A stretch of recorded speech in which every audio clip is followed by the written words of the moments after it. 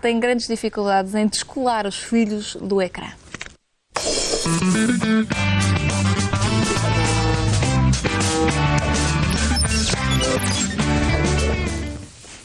Tito Moraes já está aqui. Olá, Tito. Viva. Bom ano. Obrigadinho, igualmente para si, para toda a equipa. Obrigada. Tito, vamos falar de algo que por acaso eu ontem li na revista Sábado, se não estou em erro, era a Sábado. Era a Sábado. Era a Sábado. Que trazia um artigo bem interessante e que aconselho a todos os pais a comprarem a revista, porque é um artigo que todos os pais que têm filhos que deixam de estudar, deixam de ter interesse em tudo o que é para além do ecrã e do computador, isto acaba por abrir um bocadinho os olhos e ajudá-los a perceber que não são os únicos pais a terem esta dificuldade. Sem dúvida. Tito, isto é cada vez mais uma realidade do mundo desenvolvido, dito desenvolvido, não é? Sim, é um bocadinho também as pessoas fazerem cada vez menos aquele tipo de desporto que estavam a falar há bocado e fazerem cada vez mais desporto de sofá.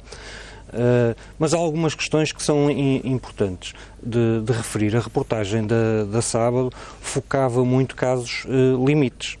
E casos limites esses que tiveram necessidade de ser acompanhados com terapia. Crianças que deixaram de estudar, exatamente. De conviver, E há casos também com adultos, não é? Agora, o que é importante nós também... É importante darmos essa informação para as pessoas estarem alertas, mas é também importante dar algum enquadramento.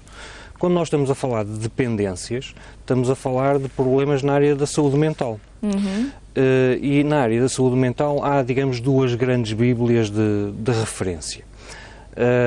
Que é o DSM-5, que é um manual de diagnóstico usado na psiquiatria, e outro que é uma listagem de patologias da Organização Mundial de Saúde. E quer uma, quer outra, não incluem a patologia ou qualquer patologia de utilização da internet, de utilização de consolas, de utilização de videojogos, de tablets ou de smartphones. O que, concretamente, o DSM-5 diz é que ainda não há investigação suficiente para nós podermos dizer se isto é uma patologia ou não. É necessário desenvolver mais investigação.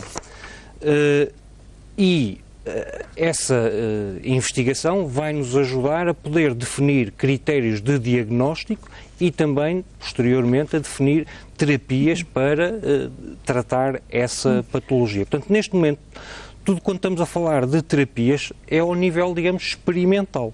Claro, mas Tito, antes que os nossos filhos cheguem a esse ponto, convém também que os pais tenham determinadas medidas e sejam proativos.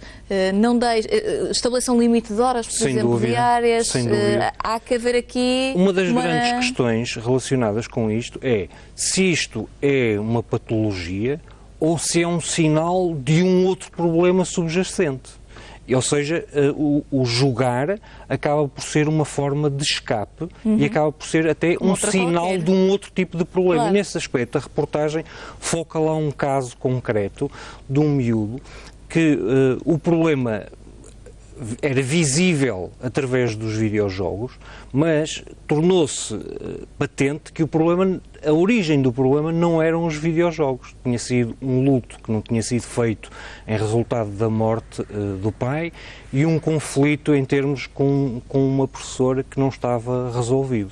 Portanto, indo à base do problema, tratando, digamos, o problema na base, resolve-se o problema, aquilo que se manifesta que seria através da utilização excessiva dos videojogos. Também estar atentos a isso, não é? Portanto, essa é a grande dificuldade, se é um problema ou se é um sinal de um outro problema. Claro.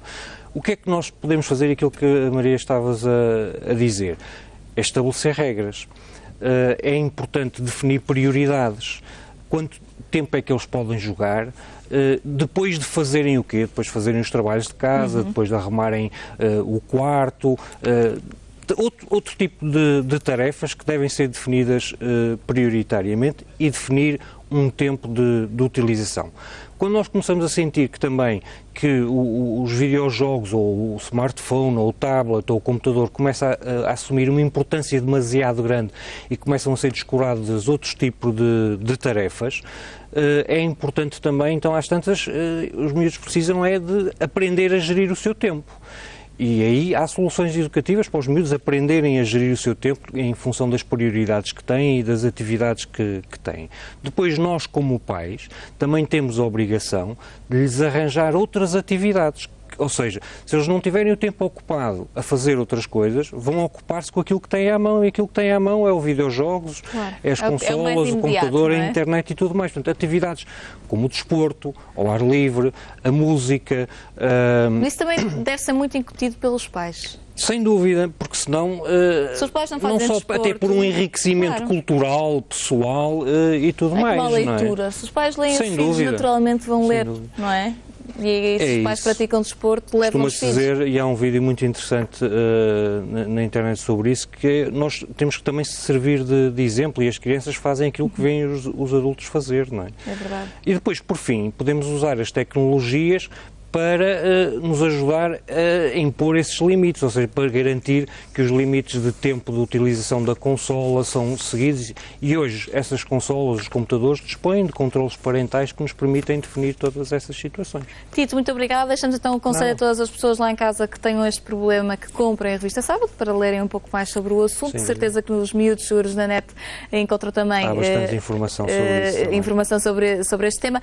Tito, onde é que vais passar o ano? Provavelmente em casa com a família, com a minha mulher e com os meus filhos. Tens o hábito de ver o fogo? Não? Não muito. Aqui há uns anos atrás ainda tentei ir até à zona da ponte, mas... Difícil de passagem. Difícil de passagem, é um sucesso, exatamente. É verdade. A passagem na cidade do Porto é um sucesso. É lindo. E para além do fogo, que este ano tem um mote Porto Mágico, há mais, e nós vamos conhecer isso já a seguir.